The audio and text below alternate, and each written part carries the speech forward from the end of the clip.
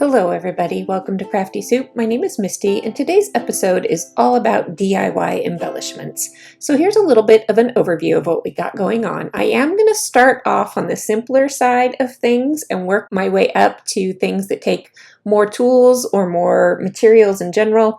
And so I'm trying to hit a wide variety of crafters. And if you're a newbie, you'll find something here. And if you're experienced, I also hope you'll find something here. So let's go ahead and dive in. First up, we're going to talk about just using paper and your paper trimmer, some scissors to make some banners. I am going to work with a very specific color palette here, and I'm working entirely with scraps of pattern paper. So when you want to make banners, it's pretty easy to just cut rectangles and then trim the ends into whatever banner shape you want. So for this fishtail or dovetail style, I mark the middle, clip up, and then from each corner, I clip into that middle clip. And that makes a dovetail or fishtail banner. Super simple. Don't forget that you can always layer up bits and pieces on top of your banners to add more pizzazz to them. And as we go throughout this video, I will be showing you ways to spice things up as we introduce new materials. So this next one is more of a pointy banner, and I just do the opposite. I measure equal distance on each of the corners, and then from the middle I clip from the middle bottom up to each corner.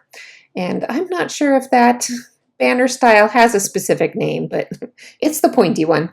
And then this final style is kind of the traditional like sports type pennant, and that is just a big triangle. So I measure the middle of one bottom edge and then just cut up from that middle point up to each upper top corner.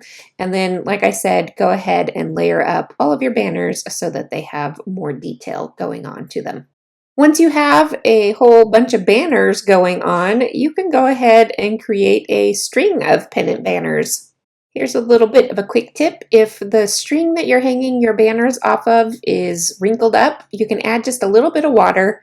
I just kind of rub it in with my fingers and then kind of spread it out smooth and flat, and that helps a lot of different types of strings. It won't help everything. So I just add a little bit of glue to the middle of my pennant and then glue them in place. And don't forget that you can mix and match all of these things. And I did a few more items off camera. I've made a couple of different styles of pennant banners as well as a jumbo pennant.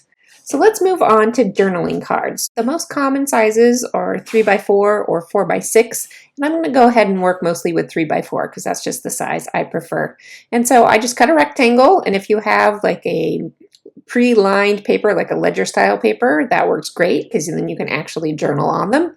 But remember, journaling cards can be more than just journaling. You can use them as placeholders for other embellishments and use them to decorate your page if you're not going to journal on top of them. And so I just add bits and pieces to these cards, tops and bottoms. Don't forget that you can tear paper because that can add a lot of interest to your projects. And now that we can do our pennant banners, we can also add those onto our journal cards and decorate them up. So let's go ahead and talk about pinwheels. These look like they might be complicated, but they're really easy. You just start with a square of paper, and remember you're going to see both sides of this paper once it's complete, so you want something that you like the looks of both sides.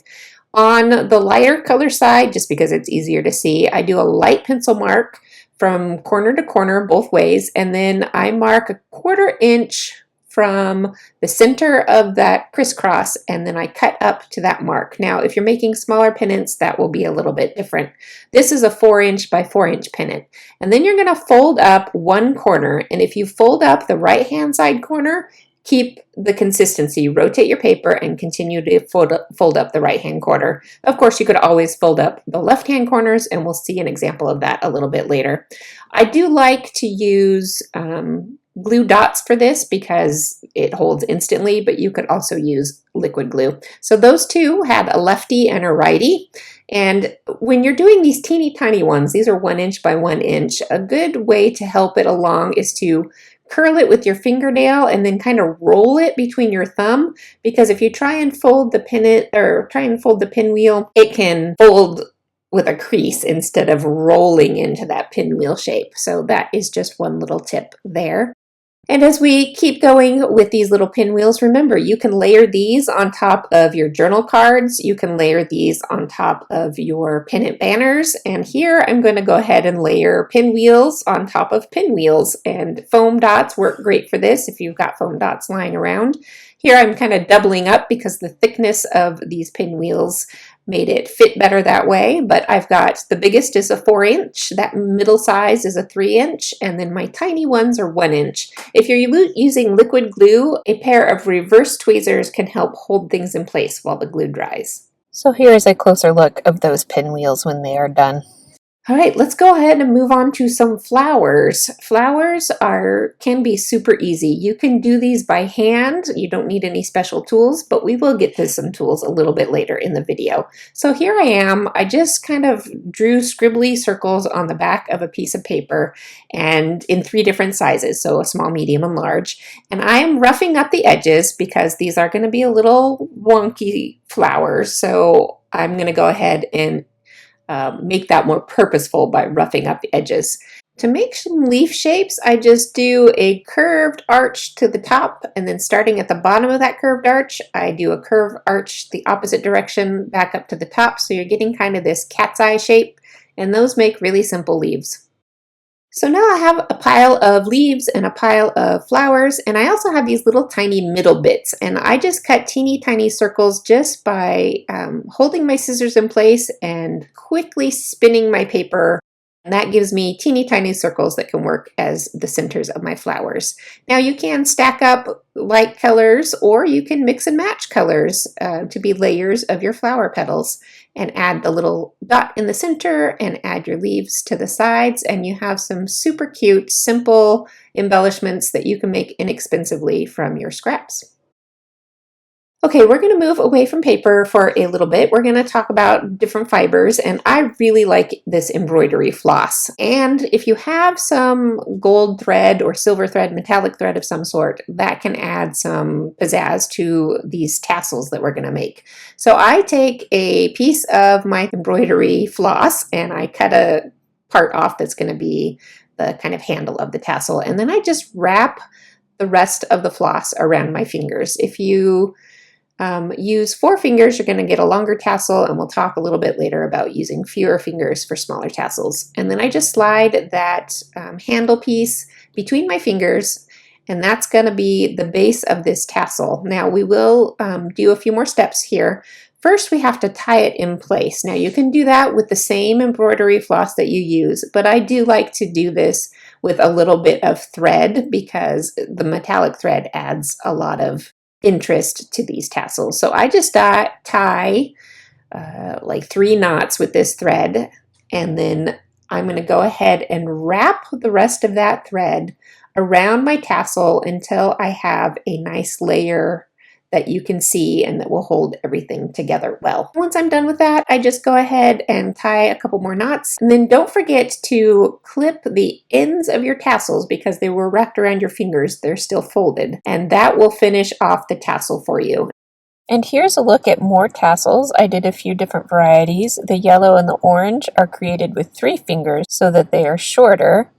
And also the orange one is created with more wrappings so that you get kind of a fatter, fuller tassel.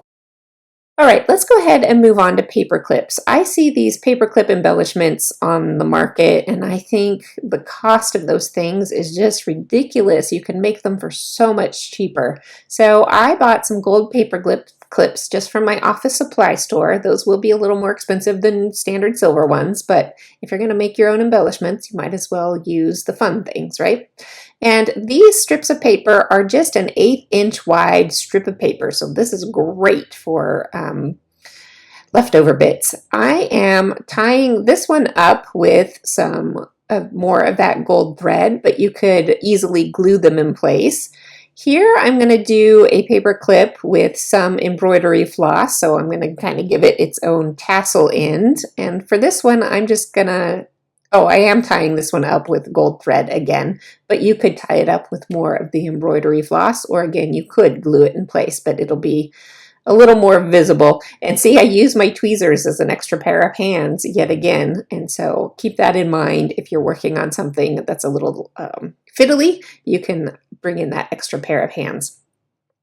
And for this one, I'm going to create a little banner on here, and I'm going to make a little middle decoration part to my banner. I glue it down, fold it in half, and now this is definitely longer than I need it to be, but I glue it onto my paper clip and I give it that fishtail banner end, and I'm going to save these other paper clips for a little bit more later. So now we're going to talk about layering up all of these pieces to create clusters of embellishments. So I've got the banners that we started off the video with, and you can lay them out in lots of different configurations to give yourself different ways of decorating things, but a lot of clusters will be built with punches. So I have a variety of punches here. These are all on the small side, so they're pretty affordable. I do recommend having a stash of a corner rounder, several circle sizes, and then whatever little shapes that you like, butterflies, hearts, stars, whatever of those little shapes you like. And now we're going to decorate up those journal cards that we started with. I love to round the corners of them because that makes them feel more finished. And then I will add other little bits and pieces to them. Here I'm adding a little pin work that looks like stitching, and you don't have to have any special tools to do that. I'm going to layer up some punches here in different shapes. Circles make great background layers to other more fun shapes like hearts or stars. And then when you layer that up with some string or floss, then you've got these cute little journal cards. And here I am, I've got these teeny tiny butterfly punch, and this is a great bit to add to these journaling cards, which add some flow and movement to your project. Here I've added a circle with a star. I know it's a little hard to see on this one. I popped it up with some foam dots, and that adds some lovely dimension. How could we get to this point without talking about tags? So let's go ahead and do a few tags. I've been making a lot of my own tags lately, and I mark the sides and the tops in increments of 1/4 inch. So sometimes I'll do a 1/2 inch or 3/4 of an inch, but it's always increments of those two. And depending on what angle you want your tag to be at, I find a ratio of like 1/2 inch to 1/2 inch is pretty good for this kind of size of a tag. And if you're doing a jumbo tag, then maybe you want to go up to 3/4 by 3/4. And don't forget that just like on our journaling cards, you can add more pattern paper and add up more punches on here and keep the decoration going with these. And I threw on some ribbon to hang them up. And remember, if you have multiple sizes of circle punches, you can use your smallest circle punch along with a standard size hole punch and glue your little circle down first, hole punch through that, and then you've got a little reinforcer hole on your tags. And then here I am putting various things together. I'm putting my flags and banners together, and when I'm layering these clusters up, I try to keep my edges offset from each other, and that adds a little more flow to pieces. So one thing's a little bit to the left, the next thing's a little bit to the right, and so on and so forth. Here is 3 circle punches topped with a heart, and then a couple of banner tails. And here's a look at just a few of those layered embellishments. Do let your ideas go where you can mix and match lots of these pieces to create lovely clusters. Here are more of those paper clips, and I've used various punches to layer up little embellishments. That one star punch is double-sided, so you could use whatever side you want. And while we're working with our punches, we are going to make our own faux chipboard pieces. So I'm going to punch out the layer that I want to be the top visible layer, and then I'm going to punch 3-ish layers out of just scraps that I would normally recycle. And then I'm just going to glue these together, layer them up, and I will top it with that final layer. Oh, it looks like I did 4 layers for these ones, but for most of the rest of the chipboard pieces, I did 3 layers. And then you can kind of see the thickness that builds up. And you can choose what you want the color of your bottom layers to be, because if you want a chipboard look, then you can choose brown bits. But I just used the scraps from this paper, and I just had fun building up a million of these little heart chipboard pieces. All right, let's talk about a little bit more detailed flowers. We're going to talk about flower punches, but we're also going to talk about more ways to make your own flowers if you don't have flower punches. So you can use circles to build flowers, and if you have a stylus, sometimes a bone folder will work for this. Anything that has a blunt yet pointy end, you can rub along your paper. You want to do this kind of carefully because what you're trying to do is bust up the fibers of the paper so that it crinkles and wrinkles and looks more like a petal, a ruffled petal edge. If you push too hard with any of these tools, you can puncture your paper, so just keep that in mind. I did puncture some of mine, and what I decided to do with that was use those ones to be bottom layers, and I'm going to hide the punctured areas underneath the other petals. And so I find that 5 petals generally looks nice, and I'm going to layer these up in a circle, and then I'm going to top that off with a contrasting color to be the center of my flower, and that will do it for this first little homemade flower. We're actually going to take a little bit of a step back here, and remember those hand-cut flowers we did? Well, you can do the same thing with circles if you don't feel comfortable cutting circles. I know they can get a little wonky, and if that bugs you and you want something a little more precise, then you can go ahead and do this with circle punches. But I do like to rough up the edges because that does give it more of that flower petal look. So let me show you this part. You can use circle punches to create leaf shapes. So when you punch your circle, then you can put the circle back into the punch partially, and that will cut cat's eye shapes for you so you can create your own leaves.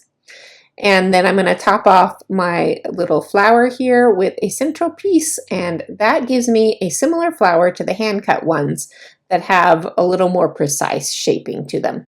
Now we're going to use that cat's eye punch technique to make petals for a flower. So I am going to punch 2 petals out of each of these circles. So you don't want to punch more than about halfway through that circle because you want all your petals to be fairly even. And I did get one that was a little bigger and a little smaller, so I'm just going to set the smaller one aside because I am going to go with that 5-petal flower again. Odd numbers work really well visually. And then I can curl up the edges of the petals of these, and I've got another very simple flower shape. And I didn't have to have any specialty flower punches or dies. But if you do have a specialty flower punch or die, one fun thing to do is to go ahead and mold these flowers just like we did with the plain circles. And if you rub a small stylus along those petals' edges, it will start curling up, and that will give you some texture and dimension to these flowers. And that way, when you glue them together in layers, you have a lot more realistic texture going on with your flowers. You can also keep the flower fun going by doing even more layers. So I have this floral punch that I am going to layer up with some circle petals. So for this one, I'm just going to do 3, and you see that that was kind of a half circle, but that doesn't matter so much because it's going to be hidden underneath the other part of this flower. I'm going to go ahead and ruffle the edges of these ones to get more of that flower petal feel, and then I will glue these ones together, and I'm going to get yet a 3rd style of flower that I can add to my projects. And a closer look at these flowers shows a nice variety, and you could always mix and match to create bouquets. All right, up next is Faux Acrylic, and I should say that I have done some of these techniques in other videos, so this video is just kind of a compilation of ideas, including some new ideas. So I took one of those little chipboard pieces that I created, and I'm going to cover it with a glossy topping, and I'm just using the Nuvo Morning Dew color, which is just a clear glossy topping. Now, if you're having a hard time holding these little pieces, because they are thick chipboard, you can poke them in the side with a straight pin, sewing pin, and that can help give you another hand here as you top these off with this glossy surface. And I do leave them sitting on like a piece of plastic or whatnot to dry. That way they won't end up sticking to anything if there's any drips. Up Up next, I'm going to create something that I like to call fancy brads, and this metallic paper is going to be a key component of producing these brads. So here's one way to do it, and this is not my favorite way. I punch a small hole in a piece of paper, and then I use a larger punch to center that hole and punch again, and that creates this rim. Now, because I'm never going to get those rims exactly perfect every time, they're going to be really hard to line up. So I start with my decorative piece and I glue that down first to my base circle, and then I layer up 2 rim pieces, and then I layer up the top rim piece, which I do punch out of metallic paper. And the final step is to add that glossy coating over just the central image portion and build up a nice thick layer of that so that hopefully when we get to the close-up pictures, you'll be able to see it will have a bit of a domed effect to it. If you have a die cut machine and a set of nesting circle dies, this is the method I prefer because I can line these dies up and then put a piece of low tack tape on top of them, and that's going to hold them to be the same ring punch no matter how many of these I make. So I'm going to run this through. I'm going to make all my rings so that they're all going to be the same before I pull these back apart to do the other portions of this project. And once I have several rings, I'm going to go ahead, you can either stack them up that way to make your stack out of all the silver, but I'm going to go ahead and make 3 different little brads, and I'm going to use the smallest die to create the decorative portions. I cut out just a pattern. I cut out a small floral sprig from a piece of pattern paper, and here I am layering up punches. So I punched out a butterfly, and then I'm going to back it with a piece of colored paper, and when I glue it carefully together just around the edge of that butterfly, that's going to give me a layered piece that then I can run through my die cut machine to create the 3rd piece for these quote-unquote brads. And then just like the last example, you do cut a backer piece with that larger die, and then these ones, because these ones are all exactly the right size, I can do them in this order where I do backer, rim, and then decorative piece, and then I will fill in the tops of these with that glossy coat, and that will finish off my decorative brads. Ooh, thank you for sticking with me to the end. We made it through actually 11 ways to create projects using paper scraps and minimal tools to create your own embellishments. And you can see here that I did finish up some of these with a little bit of extra bits and pieces. And here's a little overview of all of the items we've got going on. I hope you enjoyed this video. I hope you got something useful out of it. And if you have any ideas that you love for your own embellishments, leave me a comment because I would love to learn more ideas. Thanks for joining me, and I'll see you next time.